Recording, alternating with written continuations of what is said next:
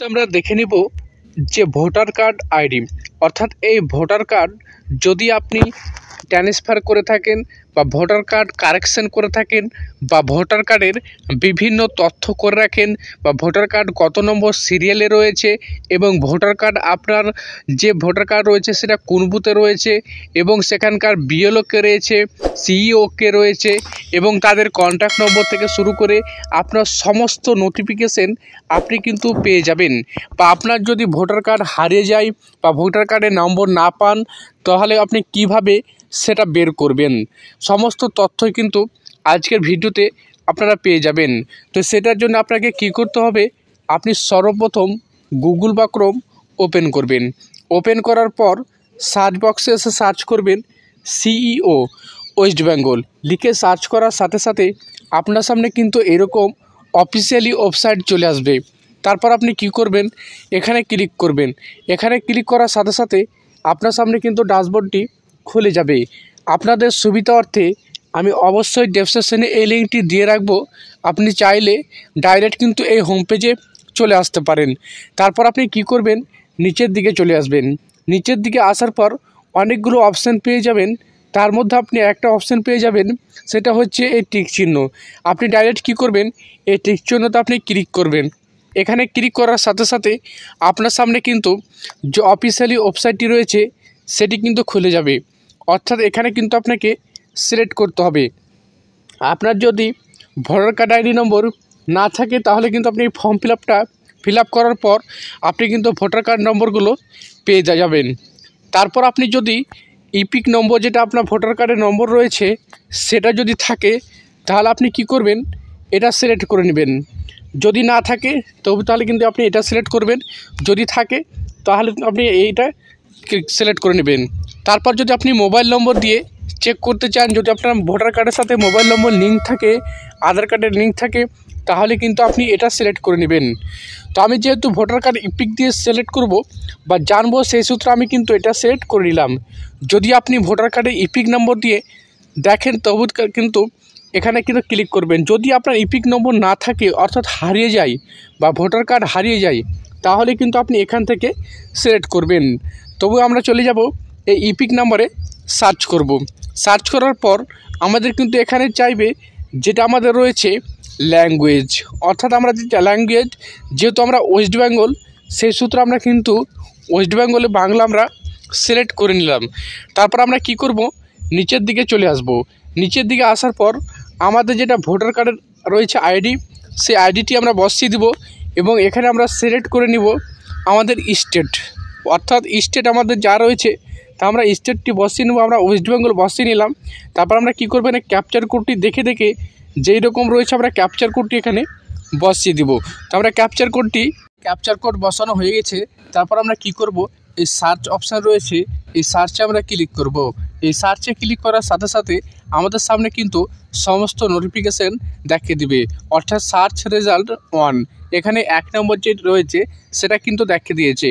তারপর আপনার এখানে কিন্তু যা যাবতীয় তথ্য রয়েছে, আপনার ভোটার কার্ড নম্বর, ইপিক নম্বর, আপনার নাম, তারপর আপনার ফাদার্স নেম, রিলেটিভ, তারপর রয়েছে স্টেট, ডিস্ট্রিক্ট, সমস্ত তথ্য কিন্তু আপনার চলে এসেছে। অর্থাৎ ভোট কেন্দ্র পার্ট যেটা রয়েছে সেটাও কিন্তু চলে এসেছে। তারপর আমরা সমস্ত নোটিফিকেশান জানার জন্য আমরা কি করব, এখানে কিন্তু আমরা আরও ডান দিকে আমরা যাব। তারপর আমরা এখানে কিন্তু পেয়ে যাব নতুন নতুন যে অপশানগুলো রয়েছে সেটা কিন্তু আমরা পেয়ে যাব। অর্থাৎ আমাদের ভোট কেন্দ্র যে পোলিং যে জায়গা রয়েছে সেটার কিন্তু নাম উল্লেখ করা রয়েছে এবং পার্ট নম্বর সিরিয়াল, অর্থাৎ সিরিয়াল নম্বর কত রয়েছে সেই সিরিয়াল নম্বরও কিন্তু আপনার এখানে শো করছে। যদি আপনার এই সিরিয়াল নম্বরটি যেটা রয়েছে এটা দেখে আপনি সিরিয়ালটি সার্চ করে নেবেন বা ভোটার কার্ড লিস্টে গিয়ে আপনি যদি দেখেন তাহলে কিন্তু আপনি খুব সহজেই এই সিরিয়াল লিস্টে আপনার নামটি পেয়ে যাবেন। তারপর আপনি কি করবেন, সবার শেষে আপনি একটা অপশান পেয়ে যাচ্ছেন এখানে ভিউ ডিটেলস বলে। এই ভিউ ডিটেলসে আপনি ক্লিক করবেন। এই ভিউ ডিটেলসে ক্লিক করার সাথে সাথে আপনার সামনে কিন্তু সমস্ত নোটিফিকেশান চলে আসবে। তারপর যদি আপনি কারেকশন করে থাকেন অবশ্যই কিন্তু এখানে দেখে নেবেন যে আপনার কারেকশনটি হয়েছে কিনা বা কী নাম রয়েছে, আপনার সমস্ত কিছু ঠিকঠাক রয়েছে কিনা। আপনি যদি নিজের নাম যদি আপনি ঠিকঠাক করতে দেন বা সংশোধন করতে দেন, আপনার নামটি কিন্তু এখানে উল্লেখ থাকবে, সেটা আপনার নামটি আপনি দেখে নেবেন এবং যা যাবতীয় রয়েছে সমস্ত তথ্যই কিন্তু আপনার চলে এসেছে। আপনার নাম, ফাদার্স নেম এবং যা রয়েছে সমস্ত তথ্যই কিন্তু রয়েছে। বয়স রয়েছে, তারপরে এখানে জেন্ডার ফিমেল না মেল রয়েছে, তারপরে এপিক নম্বর রয়েছে, আপনার ডিস্ট্রিক্ট রয়েছে, গ্রাম রয়েছে, সমস্ত তথ্য কিন্তু চলে এসেছে।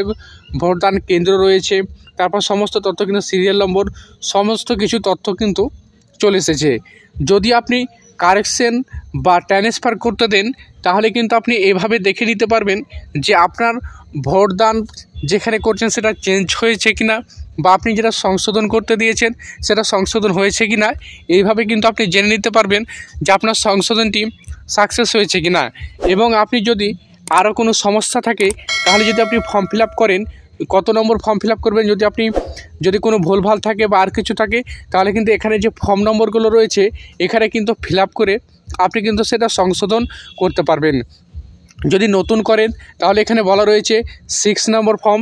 এরকমভাবে যদি আপনার কোনো আপনি কাজের জন্যে ফর্ম ফিল আপটি করতে চান সেই ফর্ম ফিল আপটি এখান থেকে আপনি করে নিতে পারবেন অনলাইনে।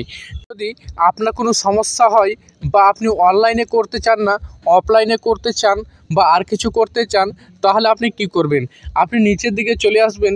নিচের দিকে আসার পর আপনার যে এলাকার বিএলও রয়েছে তার নাম্বার আপনি কিন্তু পেয়ে যাবেন এবং তার নামটি কিন্তু এখানে উল্লেখ থাকবে যে আপনার অঞ্চলে বা আপনার বুথের যে বিএলও রয়েছে তার কিন্তু কন্ট্যাক্ট নম্বর এখানে শো করবে এবং তার ইআরও অর্থাৎ সেই এলাকার যে ইআরও রয়েছে তার নাম এখানে শো করবে এবং তার কন্ট্যাক্ট নম্বর এখানে শো করবে। আপনারা কিন্তু কন্ট্যাক্ট করে আপনাদের যে বিএলও রয়েছে তার কাছে গেলেই কিন্তু আপনার সমস্ত সমস্যা সমাধান করে দেবে।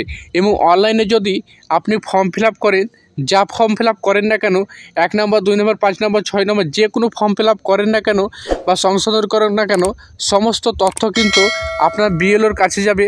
সে বিএলও ভেরিফিকেশান অ্যাপ্রুভ করবে, তাহলে কিন্তু আপনার সমস্যাটি সমাধান হবে। তো এই ছিল আজকের ভিডিওটি যদি একটু পরিমাণে ভালো লেগে থাকে অবশ্যই আমাদের চ্যানেলটিকে সাবস্ক্রাইব করে বেল আইকনটি অন করে রাখুন। এরকম নতুন নতুন ভিডিও সবার